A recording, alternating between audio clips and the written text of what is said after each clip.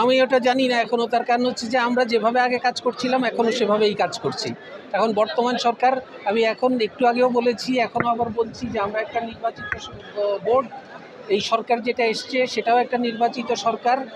প্রত্যেকটা নির্বাচিত সরকার তাদের কিছু টার্মস অ্যান্ড কন্ডিশনস থাকে, কিছু নর্মস থাকে, সেই নর্মস অনুযায়ী চলে। আমরা একটা বোর্ড, আমরা আমাদের নর্মস অনুযায়ী চলবো এবং সেই সরকার বিবেচনা করবে কিভাবে কি চলতে হবে। আমরা আমাদেরটা বিবেচনা করে আমরা আগে যেভাবে চলছিলাম এখনও সেভাবে চলছি। আমি কোনো পার্থক্য দেখতে পাচ্ছি না। আমি এখনও এই ধরনের কোনো কিছু দেখছি। যারা বলছে তারা বলছে, তাদের কথা তো আমি আটকে রাখতে পারবো না। প্রত্যেকের, আমাদেরও মামলা নিয়ে কোনো ধরনের নেই। তার কারণ হচ্ছে যে যখনই একটা কোর্টের কিছু একটা থাকে সেটা নিয়ে কথা বলা হচ্ছে সাবজুডিস। আমি সাবজুডিসে কোনো কথা বলতে রাজি না।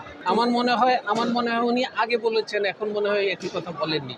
তার কারণ হচ্ছে মানে সরকারে থাকার আগে এবং সরকারে থাকার পরের কথার ভিন্নতা থাকে।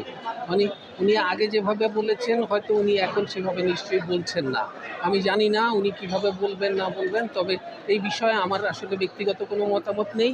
তার কারণ হচ্ছে রেসপন্সিবল জায়গা থেকে রেসপন্সিবল অনুযায়ী রেসপন্সিবিলিটি নিয়ে কথা বলাটা প্রয়োজন, সেটা বলতে পারলে ভালো।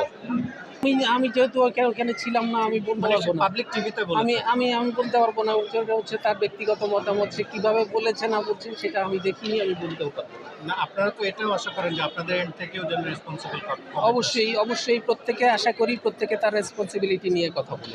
এখন পর্যন্ত এই বিষয়ে আমার কোনো মতামত নেই। তার কারণ হচ্ছে যে ব্যক্তিগতভাবে যে বলেছে সে হয়তো তার মতো করে বলেছে, আমার কাছে এই ধরনের কোনো কথা আসেনি এবং আমি সত্যিকার অর্থে আমি মনে করি না আমি এখনও একটা বোর্ডে, সাধারণ একটা ক্রিকেট বোর্ডে একটা ফাইন্যান্সের চালানো আর একটা দেশের অর্থনীতি চালানো দুটো ভিন্ন জিনিস।